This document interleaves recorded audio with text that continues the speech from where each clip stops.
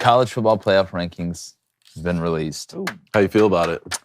I'm going to get into it. I mean, you'll see you'll have a lot of people that overreact to it. I'm going to tell you why you shouldn't overreact, but you should be asking a lot of questions. Do you love America if you don't overreact to the first college football playoff? I mean, I don't know. I'm telling people not to overreact, David. No, I love America. It's like one of my top 3 favorite things. But you haven't not overreacted yet.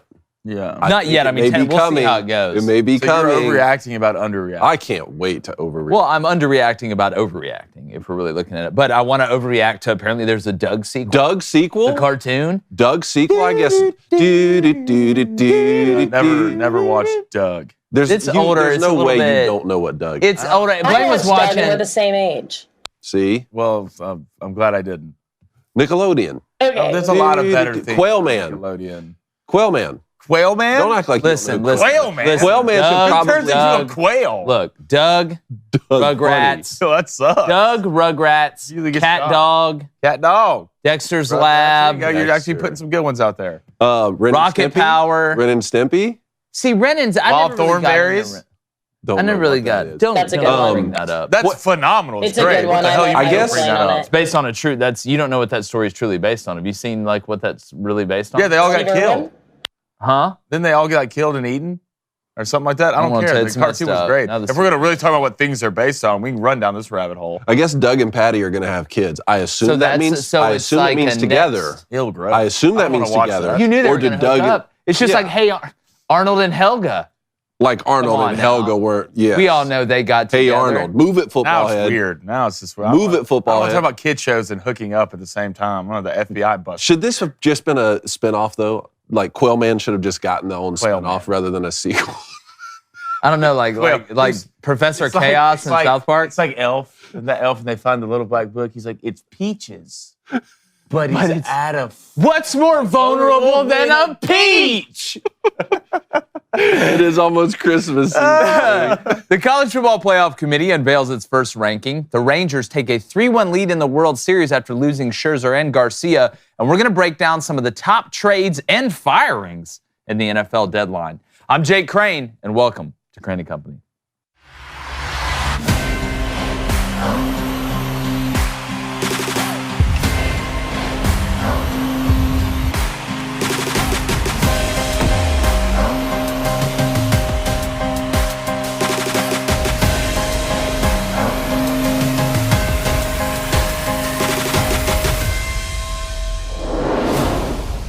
Now, last night, the first debut college football playoff ranking was unveiled to us.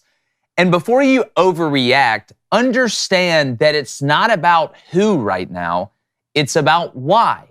What is the methodology of the committee so we can kind of have some sort of criteria as we get towards the end to have a good idea of what team has to do what to be able to make the college football playoff while it's still at 4 teams before it obviously expands to 12.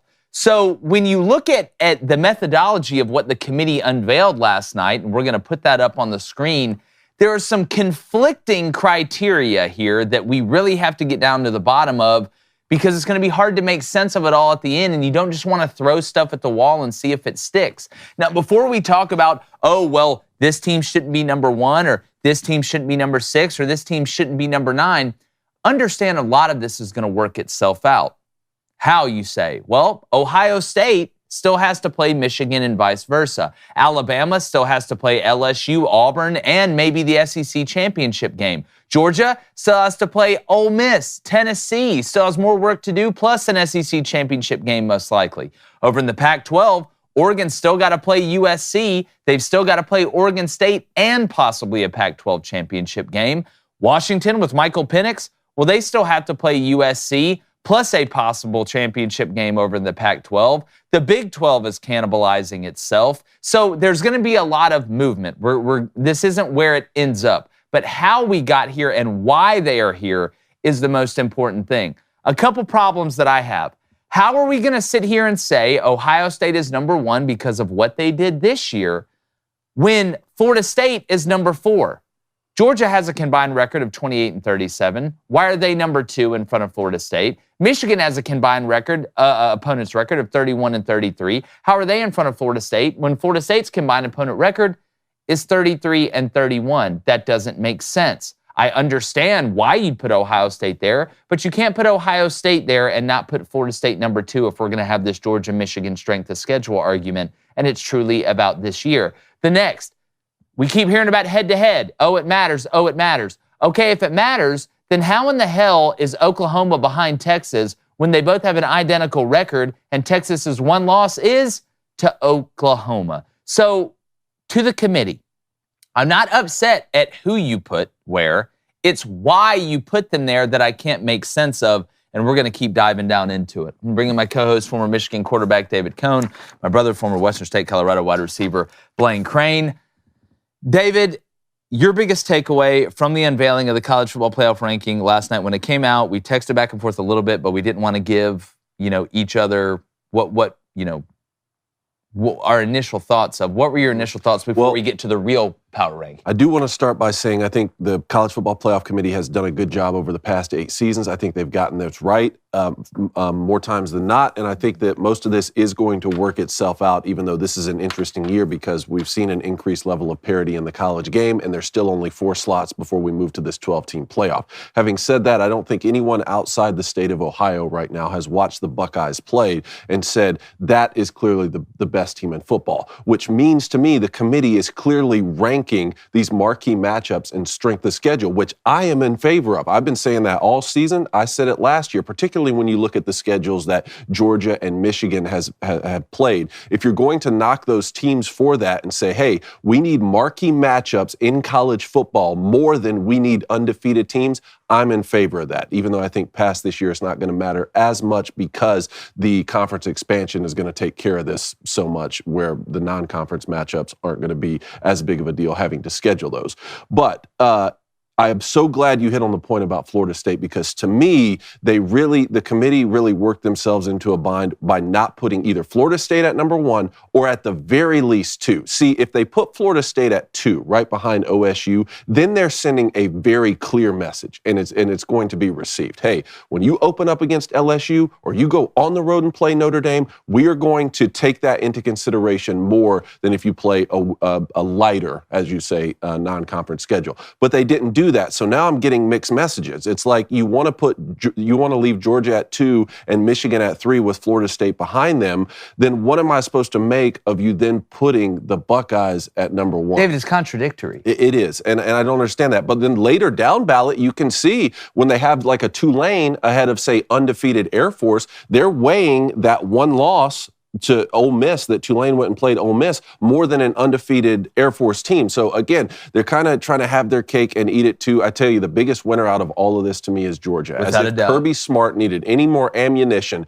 for the back-to-back champs to get them motivated. It was good to hear we got some clarification on the College Football Playoff Committee saying, hey, all this drama that's going on with Michigan, that's an NCAA issue, not a college football player issue, which is what I thought was going to be the case. That's how it should be. Even when we talk about Washington, go ahead and put Washington all the way up at 3 if we're really going to ride this experiment out with a great win over Oregon, and they're still undefeated if we're not taking into account the eye test right now. Do you think, and Blaine, I want to ask you about this Oklahoma head-to-head thing in a second, but David, do you think that the committee looks and says, you know what, our job is technically to try and get the 4 best teams in the playoff? Or is it because they know Ohio State is going to play Michigan? Mm-hmm. We have all these matchups coming down the road that they can afford to be contradictory. You know what? Let's make a splash by putting Ohio State at 1, because Ohio State has to play Michigan. If they beat Michigan, we look like geniuses. Mm-hmm. We told you they were the number 1 team in the country. And if they lose to Michigan, now we drop them. Michigan's still in the top 3. We move Michigan up.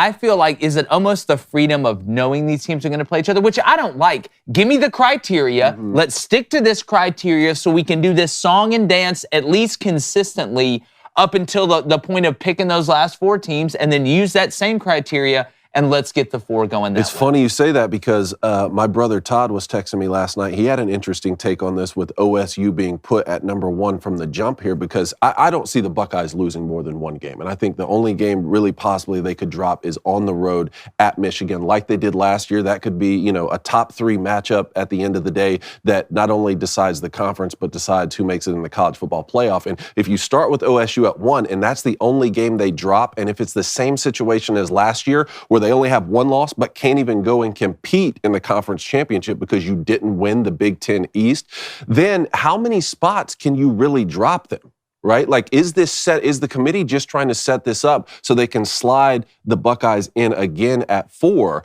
over, say, a 1-loss Pac-12 champ or Big 12 champ? Or we could see a scenario where Georgia, Florida State, Washington right now, all undefeated. All 3 of those teams could only lose 1 game, but it be in the conference championship. Mm-hmm. How are you going to weigh that against either a Michigan team, like Michigan could lose that game and be in the exact same situation? Is Michigan, who starts off at 3 here, going to get the benefit of the doubt like the Buckeyes did last year if their only loss is to their arch rival and they're left out of a conference championship? And Blaine, I want to parlay that over to you. If we're looking at here and we're saying, all right, what is the value of the committee when we look at head-to-head games versus overall record at the end? And that goes back to what David's saying. Let me give you this example. Let's say Ohio State loses to Michigan. They do have that 1 loss. LSU runs the table, wins the SEC, has 2 losses, right? Let's say they beat Georgia in the SEC championship. LSU ends up going 11-2. They win the SEC. Well, if you're going to put Missouri, who lost to LSU head-to-head at 12 and LSU at 14 because LSU has 2 losses, how then can you keep a 1-loss Georgia, even though LSU just beat them in the SEC championship head-to-head, but Georgia only has 1 loss, or a 1-loss Ohio State or Michigan out if you're telling me that head-to-head does not matter as much as overall record? Because obviously it doesn't. When you look at where they put Oklahoma, you got Oklahoma at 9, who is 7-1, Texas at 7, who is 7-1, with Texas's only loss coming to Oklahoma. Could we find a situation where a 2-loss SEC champion may get jumped by a 1-loss non-Big Ten champion, or, wait for it, a 1-loss Georgia who just lost to LSU in the SEC championship? I just don't think you get in the playoff with 2 losses. I just think that there's too many good teams. So should Georgia? So let me ask you this then. Yeah. If Georgia loses to LSU in the SEC championship game, and that's their only loss, all right, and let's say that there's an open spot at the end. There's 1 open spot. A 2-loss SEC champion LSU should not get in over a 1-loss Georgia that they just beat? Yes. You lost twice. I hate that. It sucks. And you're right. It sucks, but I hate it. mean, it sucks to say, but you lost twice. Conference champion, that's where we have to have metrics. Like, well, we're going to 12. So it's going to handle itself. It is, but even then, I hate watching, like, let's say in the NFL, you could have a team with a losing record in the NFL win their division and make the playoff over like the 3rd best team in a really stacked division. I hate seeing that, but at least the data, the analytics, the system takes care of itself, rather than having a group of people say, no, this is the best. Well, I heard Boo Corrigan yesterday, the head of the Commission of State College Football Friendship and other things, tell me how important head-to-head was, and then explain to me why it wasn't. They're Texas and They're Oklahoma. basically the weathermen. They just guess every day. That's what they do. They get up there and guess. There's no criteria. But see, there's none of that. They did this just to piss people off. I don't think so. Because they know it's going to work itself out. They did this because we would sit here and do what? This. Look, well, again, this isn't, but I'm not saying this is some, all I am asking for is give me a consistent criteria, because this, I'm not even going to get into they should be here, they should be here, they should be here. There's different ways to analyze that. My biggest problem is that the criteria is all over the place. It's contradictory. So I want to read to our audience, if you're on audio and you're not able to watch on video and can't see the rankings that came out. Here's what it was. It was Ohio State 1. This is College Football Playoff Committee. Ohio State 1, Georgia 2, Michigan 3, FSU 4, Washington 5, Oregon 6, Texas 7, Bama 8, Oklahoma 9, Ole Miss 10. All right, that's the College Football Playoff Committees. Here is ours, what we think is the right one. And I'm going to be honest, I think this makes a whole hell of a lot more sense. We got Georgia at 1, Michigan at 2, Florida State at 3, Ohio State at 4, Washington at 5, Oklahoma, yeah, I know they just lost to Kansas, but they beat Texas at 6, Texas at 7, Oregon at 8, Bama at 9, and Ole Miss at 10. And here's our criteria, okay? We look at Georgia, right? And David, we have talked about, not using just last year to put somebody here. We had questions about Georgia's ability to replace guys at certain spots. I think Carson Beck has answered the bell. I know they haven't had the toughest schedule in the world, but they have had to face some adversity, and we know how talented that roster really is at Georgia. So having Georgia at 1, I think we can sit here and say, logically, you can make a good argument for that. Michigan at 2. I think we could put Michigan at 1 and switch them with Georgia, and it would be fine. Michigan's returning a lot. They have a ton of experience coming off a team that's been to the playoff for back-to-back years and's lost in multiple ways. I probably know who Michigan is more than anybody in this top 10. I probably do. And people will say that's crazy. This is a team with a lot of experience. Florida State at 3. You beat LSU off the rip. We started Florida State at 4 in our preseason rankings. There's been no reason to move them down. Their strength of schedule is actually better than Michigan's and Georgia's, but we just explained Michigan and Georgia. Ohio State at 4, undefeated. You've beaten Notre Dame on the road, right? You've won some tough games. Do we think Ohio State is the greatest team in the country? No, not yet, but they should be a top 5 team. Then Washington at 5, right? Undefeated, beat Oregon in their one big matchup. Makes sense. Oklahoma at 6. They beat Texas head-to-head. They have the same record as Texas. I know they just lost last week, but Texas has lost within the last 3 weeks. It's not like Texas lost week 1. So we have Oklahoma at 6, Texas at 7, Oregon at 8. What's Oregon's biggest win? They've had one humongous game, right? And they lost to Washington. Then Bama at 9, who lost to Texas at home. I don't think you can justify putting Bama ahead of Texas. I don't think you can justify putting Bama ahead of Oklahoma. They're going to be able to play more big games, and we'll see that because they lost to Texas. Oklahoma beat Texas. And then Ole Miss, maybe the sneakiest team on here. Could they be this year's TCU? It kind of comes out of nowhere. Their only loss at Bama. That's a pretty good loss, and they've got some more big games coming down the stretch. About TCU, and that kind of hits on what we were talking about earlier. I mean, you got to think, should a Kansas State team last year made the college football playoff? A 2-loss champion, Kansas State, who beat TCU in the championship. Should they have made the playoff? No, and that's why you have to factor in so many different things, right? I think so. I don't think so. So then why even play the conference championship game? And that's why we have to have a system where this is taken out of the human element, where we take the human element out. But on these first 4 here, we have Georgia, Michigan, FSU, OSU. I'm fine with this order. I'm fine with Michigan being 1 and Georgia being 2. And like I said before, I'm fine if you wanted to put the Buckeyes at 1 and Florida State at 2, then or even Florida State at 1 and OSU at 2. I'm fine with any of that because what you're saying is, no, we're valuing the eye test here on these teams, or we're valuing the strength of schedule more, but you can't split them up the way the committee did. That's exactly because to me, Florida State's 3-touchdown win over LSU on a neutral site is as impressive as the Buckeyes beating Notre Dame on the road on the very last play of the game. Agreed. A Notre Dame team that also has 2 losses, the same way LSU does now, which is kind of my question to you. Like, how much should we value margin of victory and margin of defeat? And this is where it gets a little bit tough for me when you talk about Oklahoma and Texas. Oklahoma has the head-to-head win over Texas. They have to score on the last 20 seconds of the game to win that football game, whereas, Texas really has one of the better wins of the season, a double-digit victory on the road at Alabama. Like, that has to matter too, right? Well, I think head-to-head always takes precedent for me. Head-to-head will always take precedent. I think where you get into margin of victory and margin of defeat is when you are looking at teams that have not played each other. And I think that's lower down the barrel of things, almost like a tiebreaker situation, if that makes sense. Like, I don't think that should be at the forefront. I think we should say, all right, on its face, here is how we're approaching this. We go by eye test and head-to-head here. Those are the first 2 things we look at. But at least it's consistent, right? It's not all over the place like you mentioned. But to me, if we're going to sit here at the end and say, okay, Jake, let's say Ohio State, loses to Michigan by a touchdown, and let's say that Washington loses to Oregon in the Pac-12 championship game by 17 points.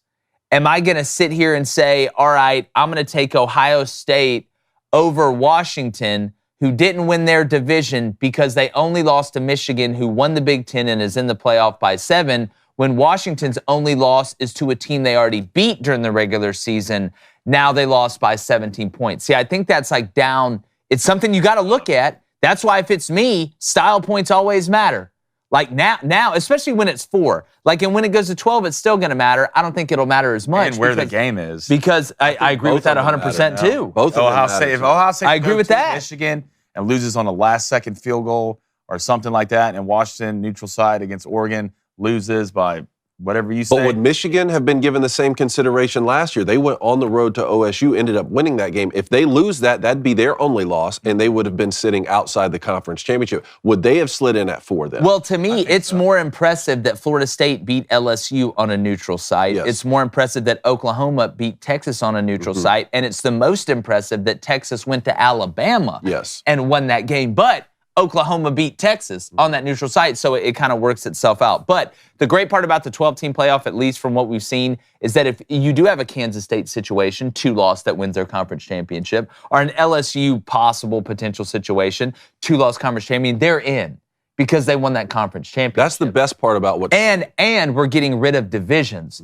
So all this, Michigan beat Ohio State. That's Ohio State's only loss, but Ohio State can't play in the Big Ten championship. That's done. That's cooked. That's one of the reasons I'm getting rid of divisions. I think is going to make it a little bit. There will be some tiebreaker scenarios, right, when it gets clunky, but it will also clear some things up. So we want to know what you think. Make sure you hit that subscribe button. Make sure you hit that like button. Ours, Georgia 1, Michigan 2, Florida State 3, Ohio State 4, Washington 5, Oklahoma 6, Texas 7, Oregon 8, Bama 9, Ole Miss 10. Remember, guys, Ole Miss goes to Georgia, right? You talk about an interesting game. They got A&M this weekend. You got to take care of business. But they beat LSU. You go to Georgia. You sneak around and win that one. Now it gets Don't forget about these Missouri Tigers either now. Yeah, Missouri's taking that L. Well, look, you have every opportunity in the world this week. Yeah. You want to shock the world? Shock the world, go shock the world. Yeah, we'll see. We want to know what you think. And also, all right, we know these big games are still coming up. What are you going to be doing? You're going to be tailgating. You're going to be throwing some meat on the grill. All right? And with Good Ranchers, whether it's chicken, whether it's pork, beef, seafood, they've got everything for everybody. Trust me, we use it. We eat it all the time. We're going to eat some Good Rancher steaks tonight. I'm going to throw a couple New York strips on there. We eat the chicken. Reed made Marry Me chicken last night. Marry Me chicken, I do. I know, with the angel hair pasta. Girl, stop. And there's a lot of steak this November, so don't be a chicken. That's a meat joke. And shop at the grocery store like usual. Instead, head over to Good Ranchers. Their Black Friday Your Way sale is live, and it's something you don't want to miss. Yes, the meat puns are all day here. And this November, you get to pick your favorite meat to get free for a year. Yeah, that's right, I said it. Pick a year of free steak, salmon, chicken, or bacon when you subscribe to any box right now. Better yet, when you go to goodranchers.com, you not only get a free gift of meat worth up to $480, but you also get another $15 off with code BOOSTER, BOOSTER. Ladies, if you're out there watching and you want to get a great Christmas gift for your husband or something like that, this is the move. All right, this is an automatic winner. So claim your year of free meat, $15 off, and free shipping with our code BOOSTER, BOOSTER, at goodranchers.com. Go do it now. Good Ranchers is the #1 place to get all American beef, pork, chicken, and seafood. That's promo code BOOSTER at goodranchers.com. Good Ranchers, American meat delivered. And also, before we get to the chat, we're going to put the link for merch in here. We are debuting our new merch that we're putting in this Friday. So make sure you go buy what you can right now. I want to give a shout out to AZ Cactus Flower, looking great, and our buddy Charles Moore and some Crane & Company merch. If you're part of the Booster Club, you got to rep the set, okay? So rep it at that link. Rep it. Boom, boom. I believe someone's birthday's tomorrow. Yeah, who? As well, Mr. Crane. It is November. Chat, little birthday boy tomorrow, huh? Yes. I'm just leveling up. They know. Look, we don't celebrate, but once I hit 30, I'm just leveling up. Gonna be to 34. I'm halfway to fighting Bowser. Fighting Bowser, man? All right, let's go to Jacob Prather. What's up, Jacob? Chat, let's have a good day today. How's Oklahoma and Texas ahead of Oregon? Oregon's only loss came to number 5 Washington. It should go Georgia, Michigan, Florida State, Ohio State, Washington, Oregon, Oklahoma, Texas, Bama, Mississippi. There's a logical argument for that. I don't think you are crazy at all to say that. The reason I will put Oklahoma ahead of Oregon is that Oklahoma has won a big game. Mm-hmm. Oregon hasn't won that big game yet. I'm not saying I think Oregon's going to beat Washington in the Pac-12 championship game. Nobody's caught more hell about Washington than I have. I mean, they put me in a hype video and not in the good way. But even though PR's PR, I think too, having Texas ahead of Oregon, Texas has won a big game. The only thing Oregon's missing is winning that big game. So I can sit here and listen to that argument about why they should be ahead, and you can have a logical and rational argument about that. But I do feel like our way is better because they have similar records, right? But the difference is Texas and Oklahoma have won a big game. Yeah, that's why it's tough. Let's go to Connor Montgomery. What's up, Connor? It says Georgia hasn't lost a game in 3 years. Ohio State will lose to Michigan. When that happens, they will yet again be given another playoff berth. How is Georgia not ranked number 1? Look, you're ranked number 2. If I was a Georgia fan, I'd be ecstatic today, like Conan was talking about. The first thing the first thing I thought when I saw that was, if they're not number 1, Kirby's going to be he's going to be thrilled. He wants us more than anybody. Did you see what they posted yesterday? Georgia wins out there, and I Bloody Tuesday, the toughest practice of the week. Bloody Tuesday. Look, the propaganda master, and he learned from the Palpatine. Palpatine. Save. All right. Listen. What Georgia. Here's where you use what somebody did years before to rank somebody this year. There's only one circumstance where I think you should do that, and that's when you have returning experience. Like Michigan. The biggest question about Georgia was we know they added some guys in the portal who we've seen before, Ra Thomas, Dominic Lovett. They returned Ladd McConkey. You return a really good offensive line. We know the way they've recruited the secondary they've brought back, that front 7 on defense. We know they're very talented personnel. But now it looks like Georgia is maturing while developing. They already look like a mature team to me. Carson Beck seems to have figured it out. And Brock Bowers, we know, is going to be back. But I'm not going to use Georgia just having a great record the 2 years before.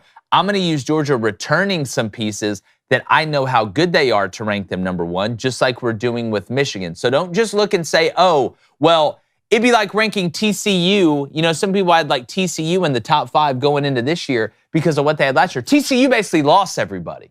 There's a huge difference, and I know TCU beat Michigan, between TCU's circumstance this year as opposed to Michigan's circumstance this year. Michigan's returning a lot. TCU lost basically everybody. That's returning experience. I know you're a proven commodity. That's why we can rank you in certain spots, even in the preseason. All right, let's go to Chase. He wants to know, do you think a case could be made for Notre Dame being ranked ahead of Ole Miss? No.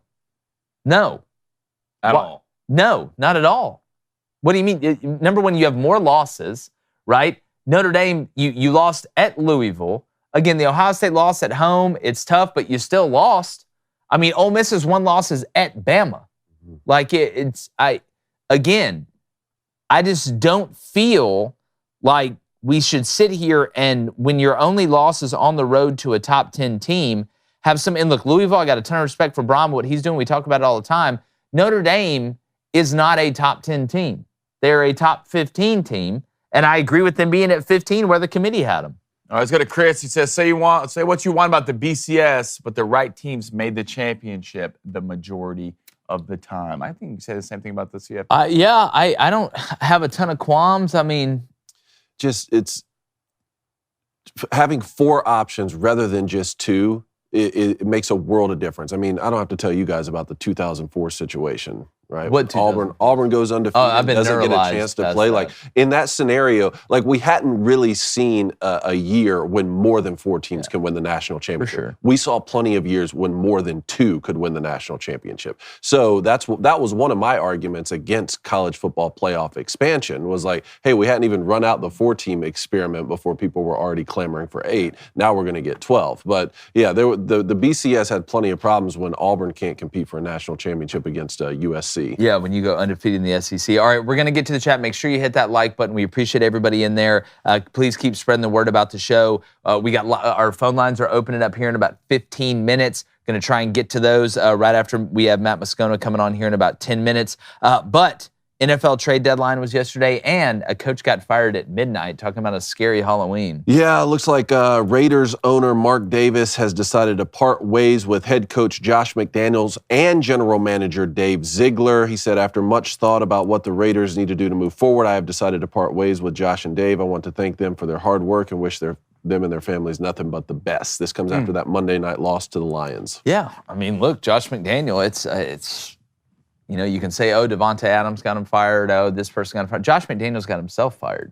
I mean, this is his second opportunity, and he hasn't shown any improvement. Now, I know the Raiders have just been a black hole of mediocrity and even less than that, but it was time for this. You need to give somebody else a chance. The question is, does Josh McDaniels ever get another head coaching job again? The way the NFL works, probably, when he goes and, you know, as a coordinator again for 3 years and I guess learns more. And look, I don't ever like to see anybody get fired, but this one's justified 100% to me. Mm-hmm. Yeah, I mean, you look throughout the year, the decisions he's made, he's kind of been on the wrong side of every decision. And look, I think you could have made a move for Devontae Adams in the break. A lot of pieces you could have to build this team for the future, and you decided not to, which I think was a mistake. I don't think Devontae wants to be there. I think you see that almost every Sunday. So am I surprised by this? No. Is it a good thing for the Raiders? I think so. The Raiders named linebackers coach Antonio Pierce as their interim head coach. Do you have some trade deadline moves? Yeah, so let's go to the trade deadline a little bit. Nothing crazy to me. Usually what you get with trade deadlines, you get Chase Young going to the 49ers from the Commander. He's going to line up on the other side of Nick Bosa. God help us all. A former number 2 overall pick. God help us all. A former Buckeye as well. Yeah, so you got Bosa, Bosa, you got Chase Young, and you're going to have Armstead on that front. Good luck. I mean, come on, man. It's not even filled. Let's go to the Philadelphia Eagles. They're kind of a big pickup, in my opinion. You get Kevin Byard from the Titans, who is sturdy, but he's a 2-time All-Pro safety. And you go back and you look at that Eagles secondary last year, last week against the Commanders, got absolutely torched by Sam Howell. But you give 2 day 3 picks away in Terrell Edmonds, who are they're probably going to cut anyways. So another win for the Eagles organization. And obviously another one, Minnesota Vikings. I mean, you get Josh Dobbs. So I love that move. I'd rather have Dobbs over Jameis. You get what the market bears, in my opinion. I think Josh Dobbs is one of the best out there to go get. And this tells you what? The Vikings aren't doing what? The Vikings aren't throwing in the towel for this season. They got a guy they think they can believe in, and they're kind of hot right now. And you got to think who they don't have and still winning football games. I mean, that's Justin Jefferson. And you kind of look on some other places. I thought the Seahawks you could put up there. They got Leonard Williams, who was an all-pro defensive lineman. Giants are fire sale. Yeah, the Giants, I mean, it's done. I mean, it's done. Big move for the Seahawks, I think. So those are kind of the best moves. Chiefs got a receiver, which the Chiefs need. But other than that, that's probably the biggest headlines when it comes to the trade deadline in football. Yeah, just a quick note on Josh McDaniels. Overall head coaching record, 20-33. His best year was his first year at the Broncos. He went 8-8. The next year went 3-9, got fired. Got hired by the Raiders in 2022, went 6-11 his first year, was 3-5. This year, just hadn't been able to do it, man. Hadn't been able to do it. I think the decision-making hadn't been great either. But, yeah, the Chase Young thing was the biggest thing at the deadline. Yeah, Chase Young. Now, with Josh Dobbs going to the Vikings, what does that mean for the Cardinals? Kyler Murray's back? Got to be. Kyler Murray's back. Kyler Murray's back, ready to go. But if you're the Cardinals, what great value. Kyler Murray goes down, you bring in Josh Dobbs out of nowhere. He does so well that Kirk Cousins goes down for the Vikings, and you get some value off of getting Josh Dobbs. I mean, it's my wife's in the jumps horses and in the equestrian world. That's like just getting a random horse and being able to get some value and being able to sell it to somebody for way more than what you thought you'd be getting. Not to equate NFL players obviously to horses, but you got more from the market than what you thought in a circumstance that was not ideal. Buy low, sell high. Yep. It's a great business plan. Yeah, I think Jaron Hall will probably still start for the Vikings. I am going to really? Yeah. Like, Josh Dobbs went to the Cardinals in like 4 days and was able to operate the offense.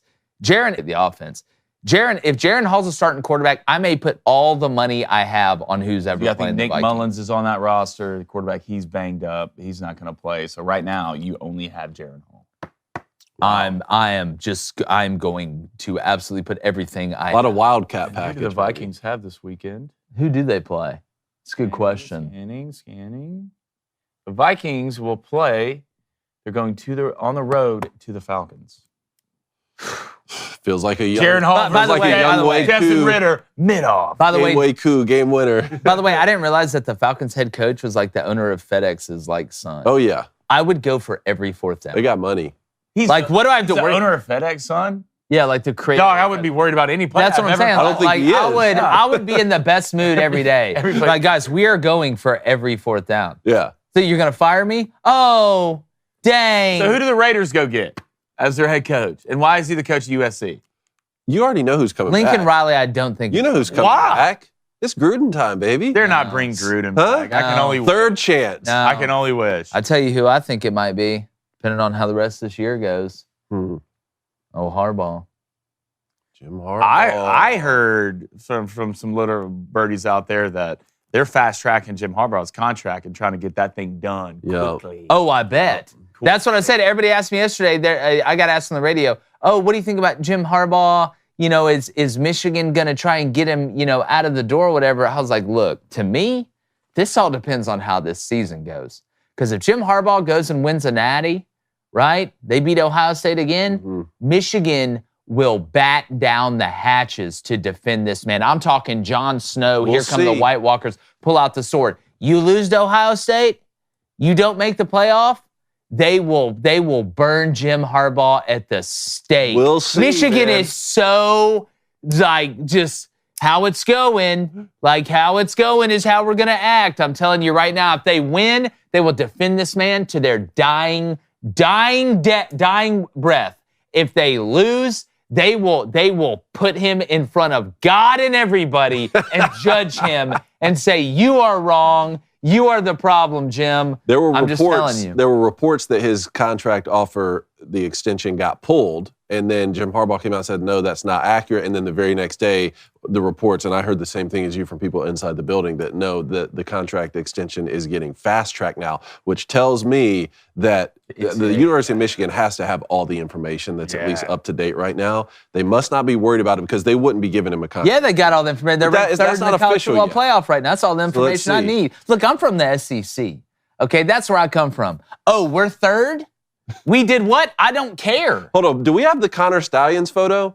The Connor Stallions photo. Oh, you talking about Edward Norton? Did you see this? Yeah, right y'all here? are going to be pissed when that's really Edward Norton. So the report started surfacing yesterday that this is Connor Stallions, who has infiltrated Central Michigan's coaching staff. Yeah. How is this guy standing next to coordinators and no one knows? Also, Connor Stallions is bald. This guy has hair and sideburns, but he is wearing sunglasses at night.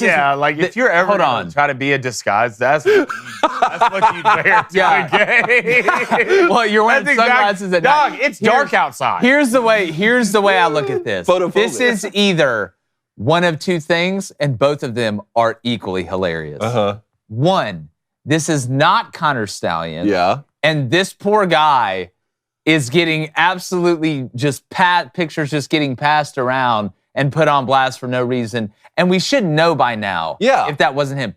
But if this is Connor Stallions, and for you are not only on Central Michigan sideline, you are wearing Central Michigan gear. So if you have the audacity to find out what the coaches wear on the sidelines, find a way to order that, wear that with a disguise, and somehow sneak on a Central Michigan sideline. Come on, man. Give this man a raise. Yeah. This is the hard work we need. You know when people are like, oh, you kids, your generation never works hard. What? You see Connor Stallions? You see how hard Connor Stallions working? He's 007, man. 65% of Michigan fans won't even respond with a go blue when you say it in public. This guy's writing a Michigan manifesto, super allegedly, and recruiting and scouting his tail off within every aspect of the rules, of course. That's the passion we need at Michigan. Look, you know what, Michigan in the SEC, this is, not only is this not frowned upon, this is applauded. I'm surprised. You guys have, I have more respect I'm surprised for Michigan Nick Saban, after this. I'm surprised Nick Saban has. You know Nick Saban's got some spies. Nick Saban has. I'm surprised he hadn't picked this They're guy just up. that good. I'm surprised he hadn't They're gotten him that to good. Tuscaloosa. We don't talk about Nick Saban's Listen, spies. I'm They don't just get pictures of Nick I'm just Saban's telling you, spies. like, college football having an espionage wing is Great. peak America. Pull that picture back up. It this is the same peak. guy? This is America at Is its that best. the same Yeah, that's guy? him. Huh? No, it's not. That's not I the didn't think same so. guy. It's not the same guy. The thing about it is, like, this guy to the left would have came out by now and said, "No, that's me." No, either that or he's a genius and he's like, don't say. Or no, even if Don't you say like, it's me. Central Michigan's getting more pub Yeah, right now not trying to than help they've us, gotten in so long. you'll still That's get not pub the if you come out and say same it's me. guy. You'll get more pub. Let the mystery continue. It's like I that love lady it. on the plane. I love that motherfucker's not real. Yeah, I've gained more respect for Michigan after this. I hope it's Connor Look, Stallion. shout about what Everyone else is piling on calling us cheaters. We finally gotten Jake's respect. I love him. No, listen, Dude. I'm just saying, like again, I'm from the South. All you had me. What's the Jerry Maguire the movie? You had me at hello. You had me at right now projected to make the college football playoff. It's like, oh wait. So I just if I had gone off planet for a year, and they came back and landed me on planet, and they said, Jake, Auburn is number 3 in the country right now. They're undefeated. We're in week 10. They're ranked 3rd in the college football. Got to go back off planet. No. Well, that's You gonna. got to get back off the planet. I'm willing to do that. But they're like, there's this spying scandal going on at Auburn about them stealing signals and sending coaches to other games. You know what I say? I don't need any more information. It's bull. Look, And deny it's. And I said this, and all of a sudden you start seeing other people in sports media saying this. Saw somebody else said this and used the same example that I used last week, saying Auburn with Cam Newton, deny. We have to have some integrity. I'm not going to sit up here and stand up for cheating. I'll say what I said when the story first broke, okay? It's not cheating. It strikes me as weird, this whole media narrative. The NCAA doesn't have to come out and say anything or make any official statements of wrongdoing. They can let the media do it. And there's a disconnect between the spirit of the rules and the letter of the rules. But David, if I can get signals, if the end result is the same, if the end result is I have your signals, what does it matter if I can watch the wide film that's sent in and get them? Well, that's the point. Auburn stole Mississippi State signs halfway through the first quarter and used it for the rest of the game. If the end game is me getting your signals, which we know a lot of teams have signals, what does it matter if I send somebody to a game to watch it, Sure. if I take it from the wide film or I steal it after That's the what I'm first saying. possession?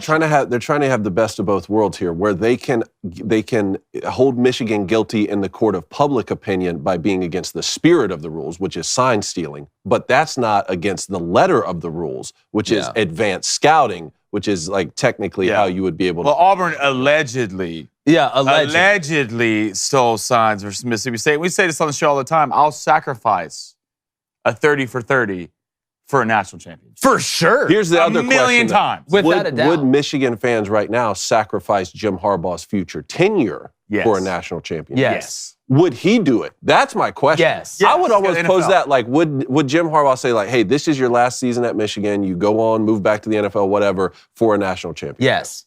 I still think the real question is I think why the you're right. CIA is not reaching out to Connor Stallions and getting him on our team. Yeah, it's like, what? This You want guy's to, like the FBI. dude, Yeah. we have an Avenger that was born in here. I mean, at worst, he's Nick Fury. Just put an eye patch on him and walk around and go find people that are super talented to put a team together. That's and why, go take that's on why the I'm Russians. confused about these Venmo payments and stuff like that. It's like you're able to, if you honestly infiltrated Central Michigan staff and got the get up and you're standing by the coordinators, but we can't even like pay cash for whatever we do. We have Venmo receipts. That's the part I don't understand. Straight cash, homie. I don't get it. Speaking of spies, our buddy Matt Moscona probably is one. Just look at him. Is he here?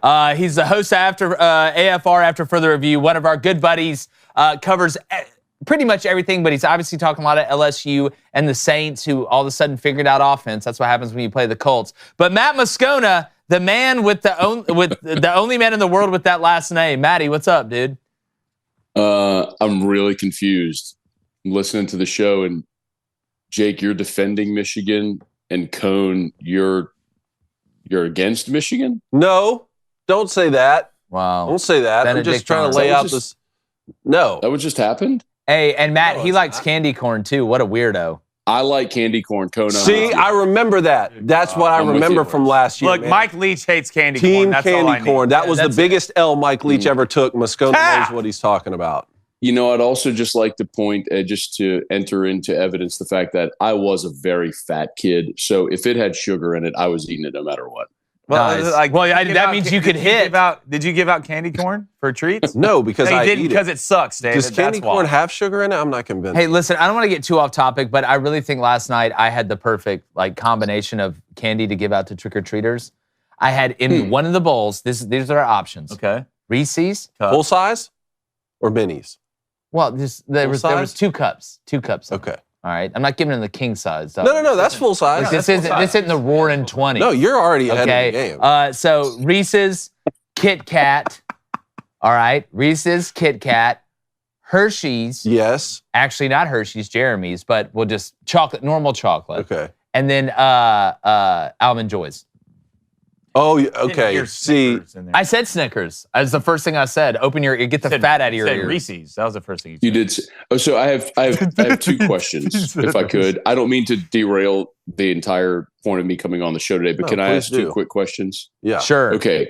Number 1, Jake, you just said both Reese's and Reese's. Which do you say? I changed myself. Well, I've been saying Reese's, but I've come to find out that it's Reese's. Oh but see, Reese's. Grow up, Tell them that. I'm getting better about it. It is a person's name that is, with the apostrophe S, possessive. They are Reese's. The name is Reese. I have a niece. Her name is Reese. No, it's Allegedly. Reese. R-E-E-S-E, Reese. And then Reese's Pieces are not Reese's Pieces. The word is pieces. It's Reese's Pieces. And I'll never understand how people can't read those 2 very simple words. Reese's and Reese's Pieces. It's not Reese's Pieces. It's Reese's Pieces. Okay, that's number 1. Tomato, Matt.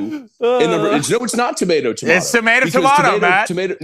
Tomato, both are acceptable. No one says Reese's. It's I do. Reese's. They do. Reese Witherspoon does. That is right. She's a great actress. Exactly. You would be incorrect if you say Reese's. That's different. And then you said Almond Joy. Are we an almond or an almond show? Almond. Go around the room. Almond Joy. Cone. Almond. Well, where I'm from, all has 2 L's in it. Almond. Right? Like LSU season Almond right Joy. now. I say Almond Joy. How about that segue? Cool. How about that That's a hell of a segue? segue. That is. Come on now. Show some That's love. a hell of a segue. Yeah. I'm with you. That's really good, but I'm very mad at you for doing that. In the Ellis Island, it's almond. Well, look, we're not on to Ellis Island. I've never been to that island before, but apparently a lot of people have. Can't prove you should it. have stopped where you were head, bro. The 2 L's No, I don't do that. I don't do that. But I do want to get this LSU-Bama game. Obviously, LSU has to win it. They have to thread the needle, all the way out to be able to have a chance to make the college football playoff. And then with at least what we saw, the criteria being all over the place with the committee last night, who the hell really knows at the end. But when you're looking at this game, Matt, and something we've talked about, everybody's going to talk about strength versus strength. No surprise, and they should. LSU's offense versus Alabama's defense. But, man, I'm looking at the other side. The question becomes, if you're LSU, can you hold Alabama to field goals in the red zone? Because that's a win to me when you have the style of offense and the capability that LSU does have. And then from the Alabama standpoint, are you going to get 4 consistent quarters from the offense? Because Tennessee being a great example last week, it's been really up and down. When it's been bad, it's been pretty bad. When it's been good, it's been really good. They've hit explosive plays down the field. Is there a certain matchup that you're looking at that's kind of more intriguing to you? Well, I mean, this is a game where the LSU offense has got to be basically perfect. I mean, they have to convert in the red zone, and they can't turn the ball over. I mean, one of the losses you mentioned was Florida State, and LSU put up more than 400 yards on Florida State. People forget this. They led by 3 at half. They had 2 possessions inside the 10 where they came away with no points. You've got to be able to convert touchdowns.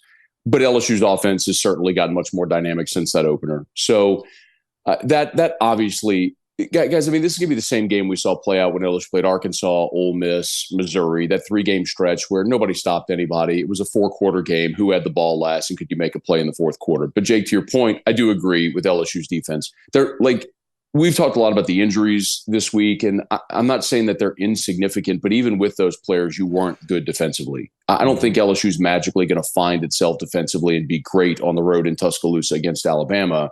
But I do think they can find a way to get a cup. Like if you assume 10 possessions a game and LSU gets 2 stops a half, can you hold Bama to 3 touchdowns, 3 field goals?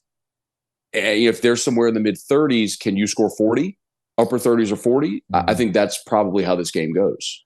Yeah, I mean, on the periphery, I think you got to play perfect offensively and from a special teams standpoint. You can't give up any big plays on the special teams that lead to touchdowns. You can't throw a pick six. You've got to be able to not get absolutely trounced in the penalty category, which Alabama hasn't been great there either.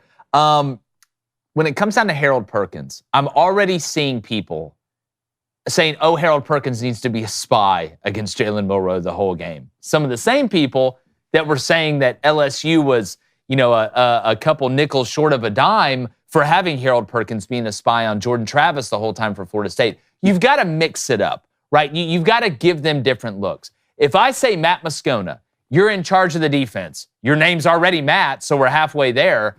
What are you doing with Harold Perkins? I'm doing exactly what I've done with him the last 4 weeks. He has really settled in to that nickel Sam role.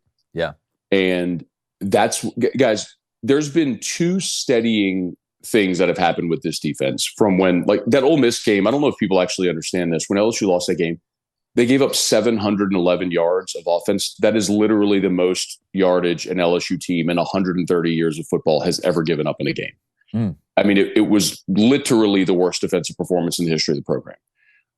Worse than when they gave up 500 or 600 yards passing to KJ Costello at Mississippi State back in the COVID year, who was then benched like 2 weeks later. Yeah. They've done two things since then. Number one, they switched to a true 4-3 defense, a four-man front. Yep. And the most talented group on that defense is the defensive line, and that accentuates the D-line. That's number one. Number two is they put Perkins in that nickel Sam role. So instead of moving him around every game and having him learn a new role every game, you know where he's going to be. And it's caused the game to slow down for him. I agree with you. There's no way they spy him on Jalen Milroe every play. And guys, if you're actually watching Alabama, the biggest change they've made in the last month is Jalen Milroe isn't running. He isn't. They're using he isn't, Matt. He's not running. We've talked about it every week. His long run of the last 3 weeks, I believe, is 12 yards. And I mean, obviously, the NCAA counts sack yardage against the rushing total for a quarterback, which is stupid. But they're not calling design runs for Jalen Milroe. Now, what you can have happen is the busted play where he breaks one for 70, right? But I don't think you need to live and commit the type of resource in Harold Perkins to saying just make sure Jalen Milroe doesn't run. No, I agree 100% with that. Matt, did the College Football Playoff Committee yesterday with their initial ranking make any decisions with their ordering that gives you concern, as we move later into the season when they have to make their final? Cone, I love you. Cone, I love you. I don't spend, and I would answer this question this way if it was you or Jesus asking me this question. I don't care one lick what that stupid committee did last night. Not a frigging ounce. Those stupid committee ranking shows are nothing but garbage to fill up a TV window. It is hot, flaming garbage. The very first year ever of this playoff, I'll never forget the first ever ranking they did. Do you remember who were in the top four? 3 teams from the SEC West: Ole Miss, Mississippi State, Auburn. You know how many, and the world melted. The freaking college football world melted. 3 teams from one division. You know how many of those teams made the playoff? None. Yeah. None made the playoff. None of it matters. You know what else happened that year? That year, TCU going in the penultimate rankings was ranked number 2.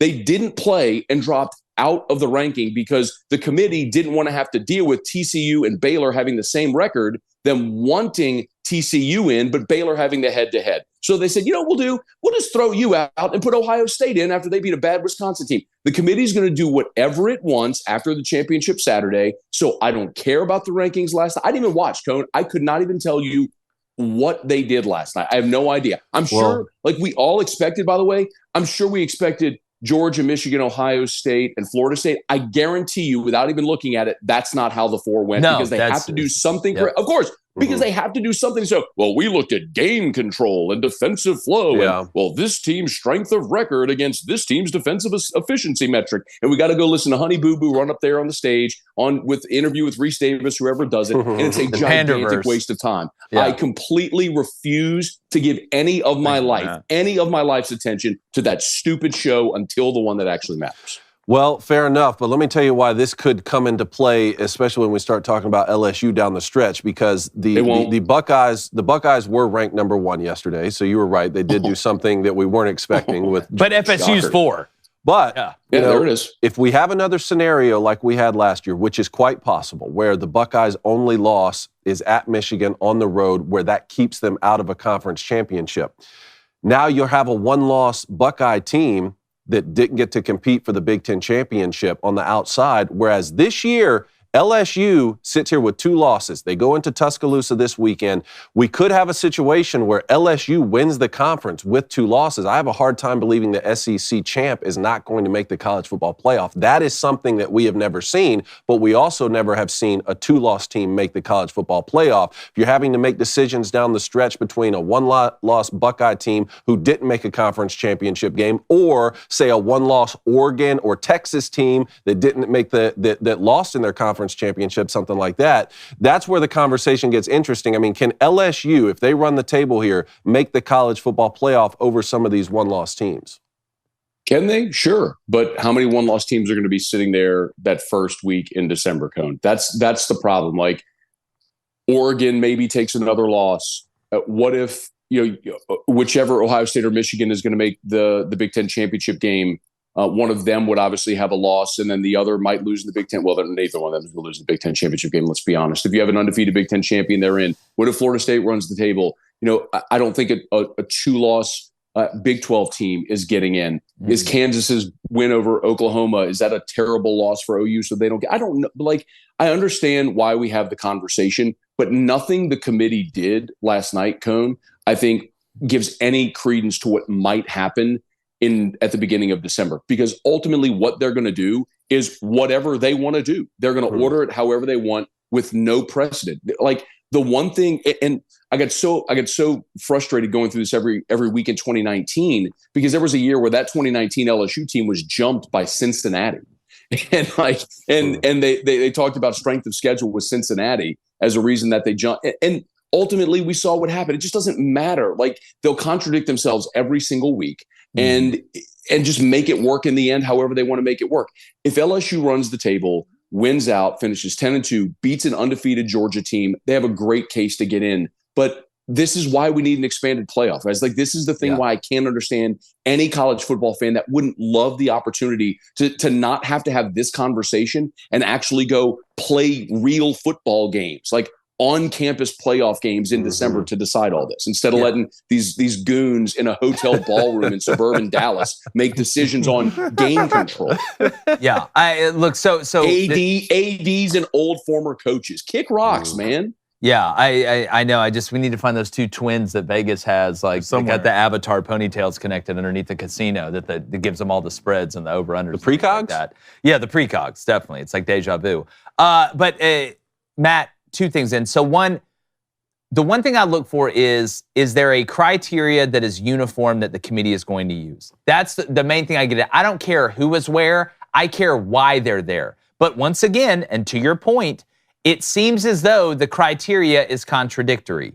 You cannot sit here and say that this year, it's the only year that matters. That's why Ohio State's number 1 because of resume, and then put Florida State number 4 when Florida State has a better resume than both Michigan and Georgia. If you're going to be one way, be that way. You can't have it across the board. You can't sit here and tell me that head-to-head matters the most, right? And you put Oklahoma behind Texas, who they literally just beat within the last 3 weeks. So you're saying you don't think there really is any criteria. These people are just making decisions. Then my second thing, and to kind of wrap up before we get to Blaine, is that don't you think we're still, just like with the NCAA tournament in basketball that has 68 teams now, we still hear people complain if you're the 69th or the 70th or the 71st team or 72nd. Don't you think we're going to have this similar conversation even with a 12-team expanded playoff?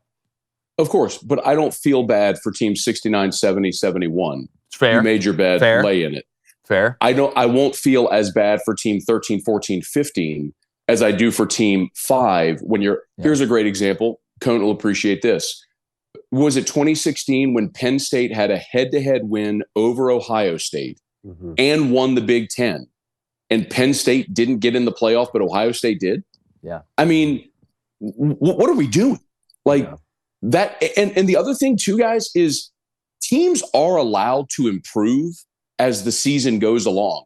For the college football fan that says, well, college football is great because it's the only sport where every week is a playoff. You've been force-fed a pile of garbage your entire life. What you have is a regular season where it's literally the only sport in the history of mankind where you can win every game you play and not even have a chance to play for a playoff or to play for a championship.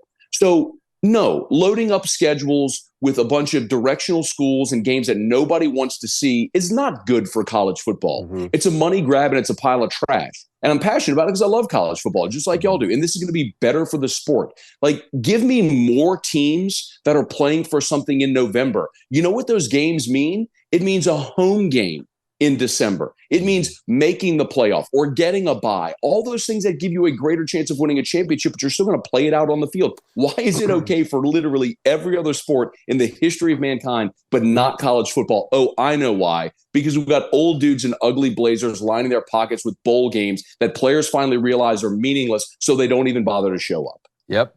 Also, I'm sweating. Just one add-on. I love it. I agree with everything you just said about college football. I'm as passionate about it too. Just one little add-on, because the complete flip side of this, which I don't think football will ever get to because you can't play it more than once a week, is Major League Baseball. You know, where you can play 162 games in a season, be the best team, be a 104-win team. I'm not just talking about the Braves here, by the way. And then lose a best-of-5 series, you know, a week later, and then all of a sudden you're knocked out because the pennant race doesn't mean anything. So you don't want to have, you want to create something in the middle there where you can't just lose the first week and you're all of a sudden out of championship contention, but also be the best team all year, and then you're knocked out because the playoffs become too inflated. Is just the point. Well, I love when you bring up Major League Baseball right before I talk to Matt after what he did to the Yankees. But Matt, I want to get your opinion. I know we talked about CFP and the rankings, everything, about this whole Michigan scandal going on. What do you think of it? Do you think anything's going to come from it? So to know if anything's going to come from it, Blaine, I'm just not informed well enough on the story to know what the University of Michigan may do, what the NCAA may do. I don't care that they were stealing signs at all. I don't care that they were buying tickets to game. I actually commend you. That's what I said. Like, welcome to the SEC. You're trying really hard. And I mean, I think what's been the most interesting thing of all this for me is to hear all the coaches and players who have come out since this story has kind of given people cover to tell stories about when they had their signs stolen.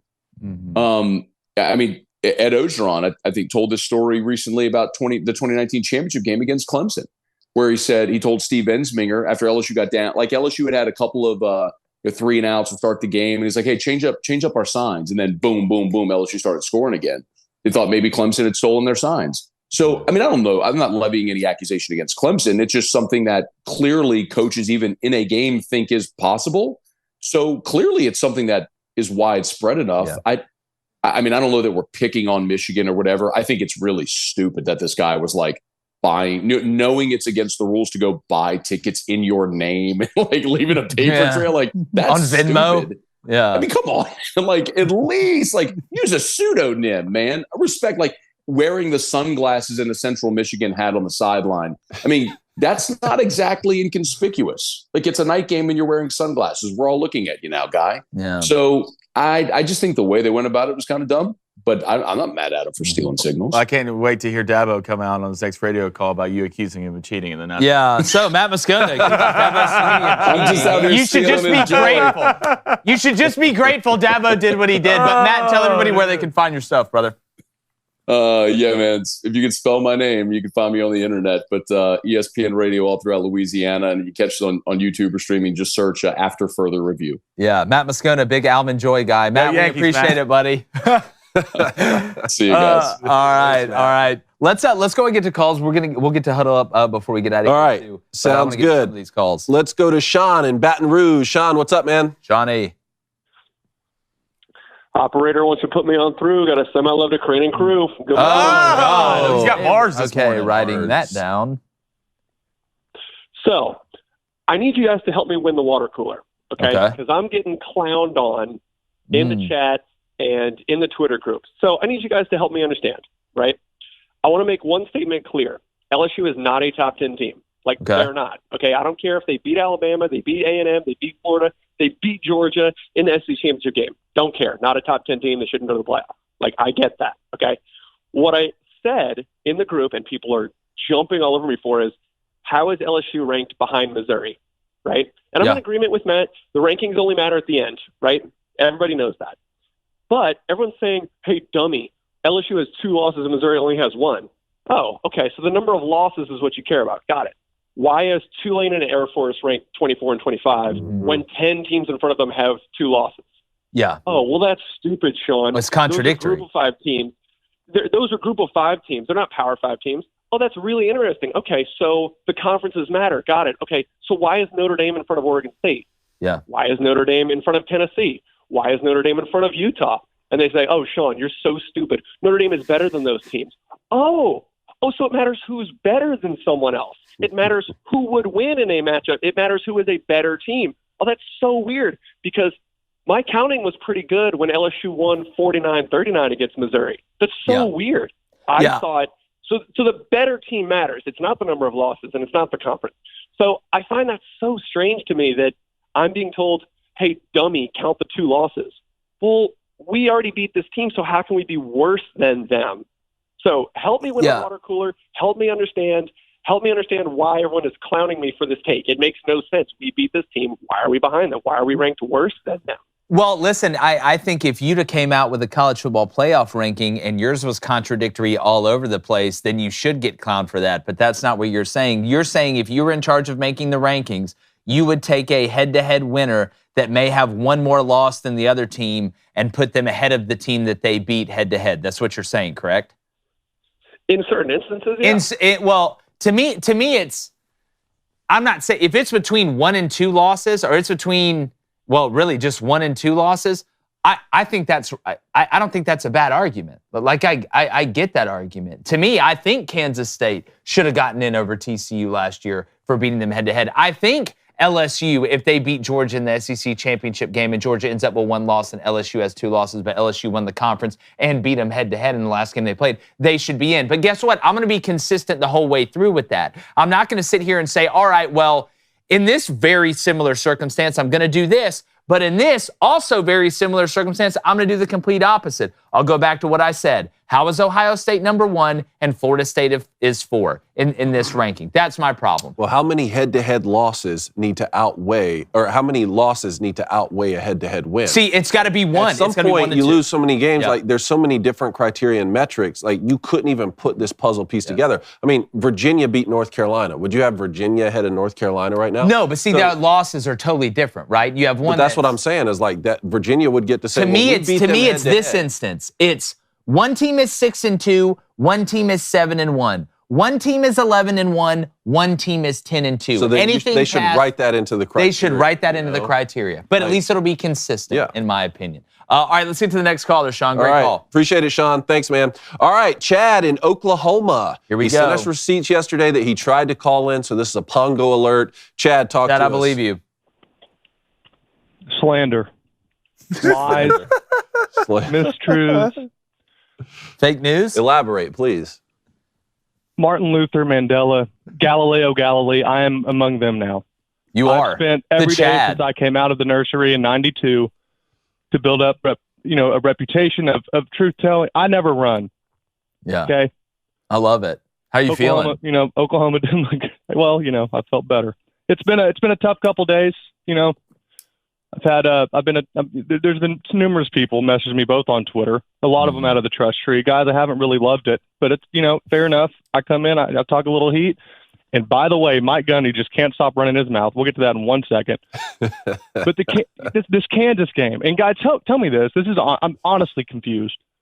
I don't know if you guys are keeping track of the entire sports nation, so it's hard for you to just look at one fan base. But Oklahoma right now is going after Leb. They want Lebby's head on a pike. I mean, it's just they really don't like him. And I'm never one to blame coordinators. Blaine, you were actually on the space of mine once, and you actually met my dad, and he's been a defensive coordinator for 30 years at every level, from middle school up until just under the NFL. So Division I, all of that. And I understand that there are times whenever coordinators make calls and, the players just don't have the right assignment or they just mess up, and it's not really the coordinator's fault. And I've never been one to really blame or to go out, call for anyone's job or Levy's job, and I'm not doing that now at all. I do have, having said that, then you get the people that say, well, you're not a coordinator, you're not a coach. And it's like, well, I mean, no, but I'm also not a doctor. And if I see a bone sticking out of someone's skin, I'm like, hey, you should probably fix that. When I'm playing a team like Kansas, whose safeties already struggle, who had their safeties brought up in the box almost to the point of disrespect. And you have the best player on your team has been your quarterback in Dylan Gabriel. I don't know how through 3 quarters he has 12 passes total. I get the weather wasn't great. I understand that there were other factors that played into that, but Jason Bean threw it 35 times. Going away from what you do best, and I understand. Like, look, I am obviously biased. I have crimson-colored glasses. It's fun. I'm a fan. But the reality is, he has been your best player, and if I'm going to lose, I'm going to lose on the shield, going out on the shield of my best player. And the idea that that you don't give him the ball and say, Dylan, I know that first interception was bad. It didn't look good. I'm sorry. He's played enough football where he's going to be able to get over that. He's seen enough football. They were literally, it was almost ridiculous how much they were just not caring about the deep threat. We just don't go deep anymore. And I think the miss of Angelo Anthony Cone, you're familiar with him, has really, really hurt the offense right now, especially with any sort of deep threat. It was Dylan's safety blanket on 3rd down. It was a safety blanket whenever he needed a quick completion. In that, I think he's struggling to trust the younger receivers that we have right now. And, if they don't figure that out a little bit going in against Bedlam, it's going to be a bad scene. Just one more stat. The Kansas safeties had 22 tackles. 22. They were literally just brought up to stop the run because they thought we couldn't throw it. Well, and Chad, my thing is this. I understand that coordinators, you have bad quarters, you have bad halves. Right now, if you start accumulating those bad quarters and bad halves, eventually in bad games, you eventually fire that coordinator. And if you have to fire too many coordinators, it goes to the head coach. But I know fans are fanatical. It's never going to make sense. So, but you're going to have people sit here and try and convince me that I need to fire the guy who's number 3 in the country in points per game, number 6 in the country in yards per game, number 10 in the country in points per play, number 16 in the country in 3rd down conversion rate, number 12 in the country in 4th down conversion rate. Somebody that's number 14 in the country, number 30 in the country in rushing yards per game, while also being number 11 in the country in passing yards per game. You're not going to get much better than that. A lot of Oklahoma's problems, and again, you can nitpick that quarter, should have thrown the ball more, or should have put it in his hands. I think he got a little nervous after that early pick 6 and thought they could just out-talent Kansas all the way through, which he's not the first guy to make that mistake. What I think is maybe y'all's ass should tackle somebody on defense here in the next couple games, giving up 30 points again. It's amazing. Nobody's talking about the defense kind of falling off, right? When, the offense still scores over 31 points. I know there's a pick 6, but I think Oklahoma fans may have this one a little bit backwards. Chad, go ahead, Cone. Sorry. Oh, no, go ahead. No, I was just going to say that was going to be my very next point. Was I'm more upset with how the defense now. After the Texas game, we were on our space and we were talking about how do they handle. There's expectations when you're not a team that everyone thinks is as good as what you may project yourself to be, and then there's the expectation of whenever you finally get that win and everyone now is giving you your flowers and saying how good you are. And it's how do you handle that success? Do you still have the same hunger, the same drive? It's why I'm so impressed with Georgia every year. Like Kirby Smart getting this team to believe people thought they would go 7-3 last year in conference. Yeah. I mean, it's just no one thought that except for them. But he did that, and that's a skill in and of itself. And right now, it seems like Oklahoma has lacked a focus and an intensity since that Texas game that they just haven't been able to get back. You look at 16 missed tackles against UCF. They had another mid-teens missed tackles against Kansas. Yep. That's just, you can't, I don't care how good you are or how talented you are, you can't miss tackles like that, especially going up against someone like Ollie Gordon. Yeah, well, Chad, last thing I'll say, I say this all the time on the show, I was always more worried about my guys coming off a big win or a big play that was in the positive than coming off a bad loss or a bad play because everybody wants to get back. It's hard to get back up once you've kind of hit the pinnacle or you feel like you're at the top. But Chad, call us tomorrow, man. Let's talk some Bedlam. And call in after Bedlam for sure. Yeah. Chad. All right, let's go to Paul in Seattle. Paul, what's up? Hey, how's it going, guys? Paul, what's up, man? buddy? Pretty good. Just first, I want to say that, I grew up really into sports and paid attention to sports media and all that. But then a couple years ago, it just kind of got ruined for me. And so I went for a while without that, but then I found your guys' show, and you guys really helped revive that for me. Thanks, That Paul. love. Man, Thank that means the world, man. That's why we do it, man. We appreciate you guys spreading the word. I mean, again, we want sports to be a place that I don't care who you voted for. I don't care what your take is on, immigration or abortion or any of that stuff. We just want to talk about sports. How many third downs are we converting? Yeah, That's what like that. Sports should be a haven where that's not. We can discuss that other stuff, and I want to have I want to use sports to move us forward in a positive way. Yeah, definitely. It's a unifying thing for sure. Mm-hmm. So yeah, I wanted to, I grew up in Western Pennsylvania, and, the one thing that we have, is the Steelers, and it's like, always been a really big thing in my life. And, there's always been a really high expectation for them, like growing up, like getting mad when we give up like a yard rushing. Yeah. Kind of thing, and but now it's really gotten to the point where the team is mediocre consistently, but yet Mike Tomlin is still being celebrated like he's the greatest coach. I mean, come on, we haven't been in the playoffs for since like 19, and then when we got there, we got blown out, and then last year. We go 9-8, and then everybody's like, "Oh, Tomlin's non-losing streak, it's still going." And Jake, I even heard you say how great he was, and it's just like, "Oh, why? The only thing, what's worse than being mediocre is being celebrated for being mediocre." I'm sorry, I can't stand it. I get that look, and we talk all the time about the standard never needs to be lowered, but reality needs to be accepted sometimes. And I think what you saw from the Steelers was so much continuity. You had Roethlisberger for so long. The Steelers, I always feel like an organization, this isn't just Mike Tomlin, but I always feel like they're trying to win. They're not like, we're going to suck for these 2 years to be able to rebuild this. They're always trying to find a way to win, and I respect that. And I do think it is impressive, Mike Tomlin's regular season win streak in the NFL, when you see, how hard it is to win in that league. No.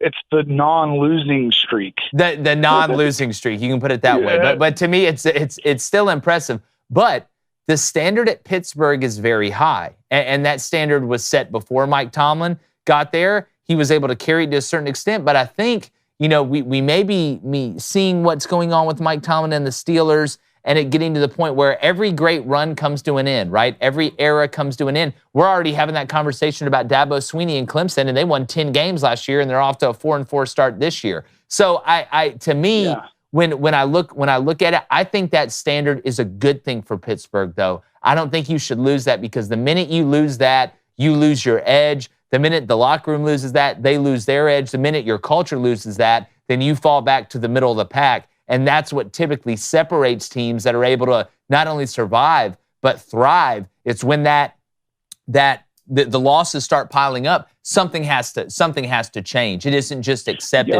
Losing shouldn't be accepted. That's what I'm saying. The standard is going to the playoffs and competing for a championship. Yes. Every year, the standard has been lowered to the point where the team is consistently mediocre. And instead of questioning whether Mike Tomlin, there should be a change at the head coaching position, Mike Tomlin is being celebrated for the 9-8 record, or the getting blown out in the playoffs. And it's like, yeah, great. We won the championship in 2009, but guess what? Bruce Arians was calling the plays. Dick LeBeau was in charge of the defense. You know what I mean? And then since then, it's just consistently gone down. And now, that's a problem. Like, I know not with the fan base, but definitely with sports media, the standard for the Steelers has been lowered. Well, see, this is what the Steelers look like when you don't have a franchise quarterback. That's the biggest thing to me. That's like, people need to. It matters so much. The guy under center matters so much in the NFL. And has Mike Tomlin not deserved enough to at least have a couple of okay seasons to get a new kid under quarterback to kind of bounce back? I mean, hell, you went 12-4 in 2020, made the playoff in 2021. I mean, the last 2 years you're 9-8. You're 9-8 in 2022, and you're 4-2 right now. It's a lot of season left. Yeah, there is. And Paul, we'll see it. We gotta move on, buddy. But we'll see. Let this year end first. Grass isn't always greener. And then we'll see. But I can understand what you're putting out. We appreciate the kind Great call. And they have a history with this too. The Steelers have had 3 head coaches, I think, since like the 1840. Merger. Yeah, like in like 60 years or something, which is that's one of the wildest stats in the NFL. Yeah, that's when Dick LeBeau was born in 1840. I think that is right. Yeah, let's go to Parker in Kentucky. Parker, what's up? Hey guys, What's up? What's up, dude? I mean, I love you guys, but Tone, I'm not mad. I'm disappointed. Tell me. Talk about the candy corn. Talk to me. Oh, You picked Duke, and I don't blame Jake for being a close game. I figured it might be a close game, but you picked Duke. I'm just a little upset about that, but overall, I'm extremely happy with how Louisville played. How can you be upset? Like the first shutout of a top 25 team and the school's history. That's just awesome. But they got my attention last week. well, Parker, here's the thing. Like when I look at Louisville, you know what I look and Louisville and see that you don't typically say about Louisville, and I don't mean this any disrespect. Defense. Is physicality. Yeah. Like, you know what Louisville's good at? Playing defense and running the ball. Yeah. Like, typically we're used to Louisville, all right, it's like a transition. By the way, don't get me started on Kenny Payne after what happened the other night. Let's not even talk. Thank God the football program's doing what they're doing. I was going to say, he's done. He's cooked. Yeah, he's cooked. Please don't. They lost to Pullum State the other night. Yeah. But when I look at Louisville, I think they're doing this in a way that is just, it's refreshing. It's like watching Georgia Southern throw the ball 35 times. Well, and it worked. It's like still the opposite throw 5 of that. interceptions. But yeah, I see what you're saying. To me, the most exciting thing, if you're a Louisville fan right now, man, is Riley Leonard not only played, but he looked mobile. Yeah, he did. He looked better than I thought he was going to. This isn't just, Duke's, future NFL quarterback didn't play in the game or he was so hurt that he couldn't make plays. No, Louisville's defense actually stopped him. Hey, I'm not saying he was 100%, but actually stopped him, shut him out 23-0. And then this Duke defense, Louisville rushing attack, rushing for 234 against this Duke defense that Notre Dame couldn't even rush against with Audric Estime and those guys. That's another aspect I'm like, man, this is a serious football team. Well, Dave, Louisville's lining up and running the ball and stopping Notre Dame running the ball. Like that. Yeah. Like Louisville, they're like the guy from Split. Like, I don't know if they're looking in the mirror and think they're seeing the beast right now, but the way they're playing, if I'm a Louisville fan, I'm happy as hell, Parker. We'll see. You got to be happy, especially what's later in your schedule. I mean, Virginia Tech, Virginia, at Miami, and Kentucky. Yeah. There's only one game you're probably not going to be favored in that game. That's at Miami. Which, look, Van Dyke's hurt. Who knows? Louisville defense, some run game travels, buddy. Travels for sure. I think you got to have serious conversations about Braun being the coach of the year. If they can, without a doubt, move forward and at least even compete in the ACC championship. Without a doubt. Well, Parker, thanks, buddy. We'll see if they can keep it going. Thanks, Parker. All right, that's it for today. Let's get to Dane, Will, Michael, everyone else who's on the line tomorrow. Y'all call in, all right? Yep. All right. We're going to get to you guys. We're going to get to Huddle Up, and then we're going to get to bets, and then to the chat. Let's run the Huddle Up for this week. All right, Huddle Up. Let's take a look at Oregon's second touchdown against Utah Saturday. This is gun, flex left whip, Ricky, Harvey go, H Texas. Let's break it down. We got one running back and one tight end. So we're in 11 personnel here, even though our tight end is flexed and detached from the line of scrimmage, which is giving us a true 2-by-2 formation. Now, let's look at what Utah's bringing on defense. They're in a bare front, 5 men on the line of scrimmage, and they're bringing what we call bark fire zone. It's a 5-man pressure. The Sam comes from the field. The nickelback comes from the field. They got 3 down linemen coming, and they're actually running this Nate stunt with the nose and the tackle there. And the boundary defensive end is catting out in coverage, which is important to know because in Ricky pass protection, we only have 5 to block 5. So the offensive line is all by themselves, and Oregon's O-line does a phenomenal job of picking up this blitz, even though it's coming overload from the field. Now, behind the blitz, we're getting zone coverage, hence the name Fire Zone. They're in cover 3, and Oregon has the perfect play called. They have seam routes in the slots, Harvey option routes on the outside, and the halfback is on this angle route, which we can also call Texas. Now, even though the blitz is picked up, Bo Nix treats this like he's hot. He lets the seams clear out the zone defenders, and he trusts his halfback to win against a bailing defensive end who's in the flat coverage over there to the boundary. It leads to an easy red zone touchdown for Oregon. Great play for Bo Nix. This is 11 personnel, gun, flex left, whip, Ricky, Harvey, go, H Texas. Man, great stuff. Good job, That's Dad. too Candy easy. from a baby. Yeah, that's too easy. Well, just like let's play a game of let's guard the running back. Well, We live in a time today where it's like, oh, here, let me pretend to go through these progressions so I can check it down to the running back. Like, especially in NFL. Well, it's 80% of the plays. I'm going to be honest with you. I feel like it was a perfect call. Yeah. Into what they were running. I'm not. If we're going to sit here and end up bringing 5, and we're going to drop the boundary, end guy on the line of scrimmage, and we're going to leave the middle of the field wide open and clear everything out, and the linebacker, the will's going to, keep pushing, past the hash, then, I mean, we're in trouble. No way that was a running back choice route, right? No way he got the maybe flat angle, saw the DN, turned it to an angle. I think it was a true angle. Yeah, it looked like it. Some people call it the Texas route. I wonder if they thought he'd be involved in pass protection Yeah. with the Fire Zone coming, and he wasn't. That was not a check release. He was on a route the whole time. Just gone. Like I said, perfect call into what they had. All right, gonna get to Bets Cone. Congrats on winning the month. Hey, Congrats, Dave. 2 dog bets yesterday. Sorry I spoiled the 3-peat. That's right. The Nerfy hit. I mean, look. Our DraftKings bet, the Nerfy hit in Major League Baseball. Obviously, the Rangers Not in the second inning, Diamondbacks though. last night. Yeah, 10 runs. Without Garcia, without Scherzer. They said Garcia got the hitters up before the game, told them their World Series is going to be over. So what does Marcus Semien do? Gets up there and gets 5 RBIs. He's getting back going again, which is scary as hell. They needed that with Garcia being out and Corey Seager just staying hot, man. The Duke could just rake. But, I mean, you scored 7 runs. The Diamondbacks came back at the end, tried to make it interesting at the end. I'm telling you, I picked the Rangers in 6. I still feel like it's going to go that way. But yesterday, hit a action under. Rarely ever happens, especially when Toledo runs the opening kickback and scores like 14 points in the first 2.5 minutes. Want to thank them for that, and also Buffalo being hot dog water on offense. But NIU got absolutely smushed by Central Michigan. I could not believe that.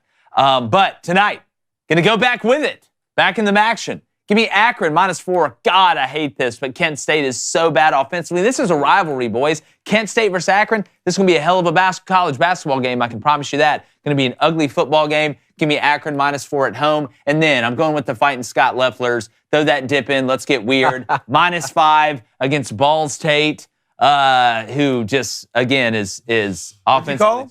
You heard me. Say it again. Ball State? Ball State? Ball. Oh, okay. I thought that's what he said. Ball State. Ball State. Ball State. Give me Ball Green -5 at -120. David, what do you got? Thank you, bud? Toledo. Thank you, Murphy, in the World Series. Finally was able to win a month. I love it. All right, I'm going to go Bowling Green as well. I just want him at -3.5. I just want him at -3.5, -139. And then I want the Bowling Green Ball State over. Ooh. Who said I only take unders? Give me the over 39.5, -124. Let's start hot. Let's stay hot. Let's go back to back. Look, You want some bets? I sent him 2 minutes after David did. Really? Yeah. Must not Fake be. news. I lose a month. I lose a month. And I put my damn bets up. That's how it works. What do you want? Give me the Ball State Bowling Green over at 38.5. That's going off at -140. Over 38.5? Yep. And then Minus give me 140. the Kent Akron over as well. Ooh. It's 38.5, and that's going off at -105. So you're 5 straight profitable months, right? And plus 40 units since June 1st? Yeah. That's insane. First touchdown Oh, score. look, man. I mean, look.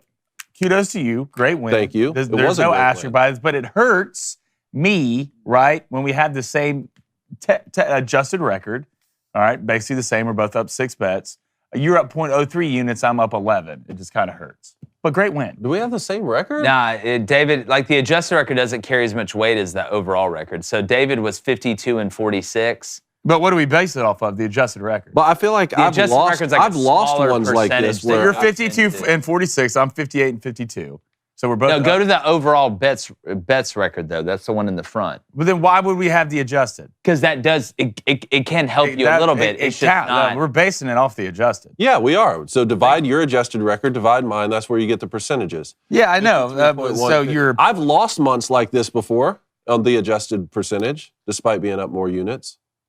Look, I trust the math. I'm going to trust. Oh, you got to. Great win. All right, Ace. He's going to take the Rangers money line at -110. Then he's going to go Akron money line at -175. All right, what's going on in the chat? All right, let's get to some donos here. We got 2 minutes. I'll try to knock this out as quick as possible. Take your time. Christina Hopkins with a $20 donation. Christina, Thank you, Christina. Thank you for your money. Shout out to my hubby, Todd. Ooh, Todd. I smoke level 20 anniversary today. Congrats. He's my Michigan man. Ooh. You gentlemen put together a great show, and we love it when we catch the show live. Go Blue. Go Blue to you. Yes. Thank you so much, Christina. Congrats on the anniversary. All right, let's go to Broken Devil Dog, $5 donation. In my opinion, laying the groundwork for OSU and Michigan to be in the college football playoff again. Should an 11-1 OSU be in the college football above a 12-1 Pac-12 or SEC team? No. Say it again. Should have won just the A 12. Should an 11-1 OSU be in the college football playoff above a 12-1 Pac-12 or SEC team? No. I don't know why. that is a Champion. So they put Champion. Yeah. Of course not. How? No. No way. The question is, would they make it in over a one-loss team that loses their conference championship? Like I'm thinking Florida Georgia. State. I'm thinking Georgia, Florida State, or Washington. All undefeated right now. Let's say they lose in their conference championship. That's their only loss. This is what we saw last year with TCU, Very right? true. Very true. Let's go to Duck Fan Dane, $2 donation. He says, how's destroying a number 13 team on a road not a big game? Let me try and go think who. Talking about Oregon? Oregon. Here, let me rephrase. Not the biggest game between those teams that's been won between. I'll rephrase it like that. I think going in and beating the number 13 team on the road, while it is great, you lost to Washington, right? And then Oklahoma beat Texas, who's ranked in the top 10, so that's a better win. And, it's just, You're talking about Oregon over Utah? Oregon Is that over what you're talking about? Utah, Yeah, that's yeah. a great win. And that's why I say margin of victory should count too. Like you win. I feel like it should be lower on the barrel. You but can't yeah. just talk about backup quarterback at Utah because that's who's playing quarterback the whole season. Like Someone Cam beat Rising just USC. isn't there. Even though I will say like the next best win after that would be what? Colorado? Yeah. Is that right? And then, this is Michigan's case too. Right? Like Texas Michigan, Tech, what's man. Michigan's best win? Yeah. Like now they'll get their chances, but when I look at Texas going on the road and beating Alabama, or even the way that Florida State was able to beat LSU, even the Buckeyes going on the road and beating Notre Dame, those things matter. So again, the strength of the schedule thing, though, a lot of it's tough because it has to be decided after the season, right? Yeah. Like that's where the ultimate ranking comes into play. Like if you faced a number 6 team when you played them and they end up losing, they end up doing what Texas A&M did last year, then that's not as an impressive a win then at the end of the year. All right, I believe that's all the donations today. Appreciate it, chat. Great job. You're ready to get to the poll. Yeah.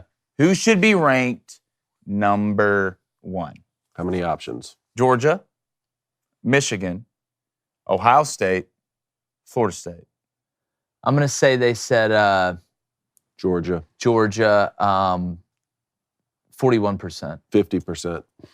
Florida State, Georgia, 11%. Ohio State, 17%. Michigan, 21%. slaughter. Georgia, 50%. Oh, 50 wow. on the dot? On the dot. Money. Nice. Wow. On the Cat money. celebrity, that one. Slaughter. Appreciate you guys. Appreciate Matt Moscona. Got a great show for you tomorrow. Going to continue talking everything in the sports world. Again, you guys spreading the word means a ton. Grab some of that merch. We're going to unveil our new stuff that we're going to put in there at the end of this week. And we may have a special surprise for this LSU-Alabama game. Uh-oh. We may tell you about tomorrow. We got to talk about and, put some liquid paper on a B and see what happens. But thank you guys so much. And like the chances of the College Football Playoff Committee making any sense with these rankings, we're going. Oh, gone.